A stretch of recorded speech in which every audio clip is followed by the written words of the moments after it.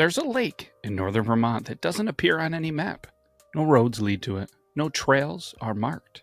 They say if you find it by mistake or by fate, you'll hear something strange just before you see it. A bubbling sound, like the lake is breathing. And if you hear it, it's already too late. This is the story of Jack Lorne, the man who tried to drain a lake and found out it wasn't filled with water. It was filled with memories. Jack Lorne was a hydrologist, a quiet guy, never married, spent more time around lakes than people. And in 1998, he got a grant to study glacial depressions in the Northeast. One of those odd little geographical wrinkles left behind when a glacier sneezes out a surprise pond. But this wasn't just any pond. The locals in Bennington County called it Devil's Sip. Not because of satanic rituals or ghost stories, but because sometimes, just sometimes, the lake would take first. It was a deer found half dissolved on the shore. Then it was a hiker. Then 2 dogs.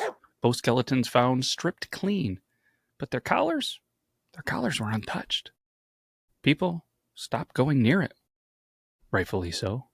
But Jack didn't believe in curses. He believed in science. So he set up a camp near the edge and began taking readings. Temperature, oxygen levels, gas emissions. And he found something very strange. Methane bubbles. But not the kind from rotting plants.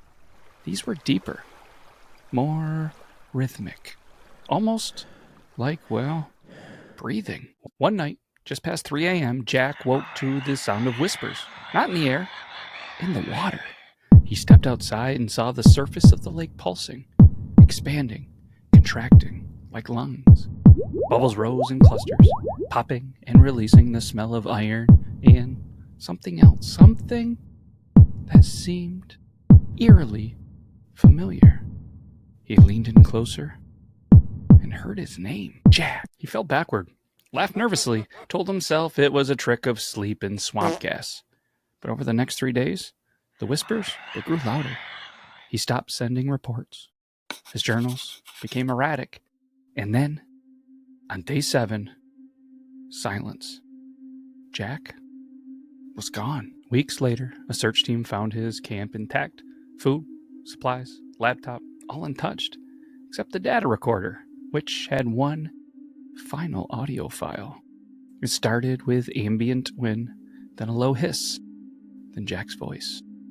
Something's under it. I thought it was just gas buildup, but it's moving, it's old, it's alive, and it's remembering.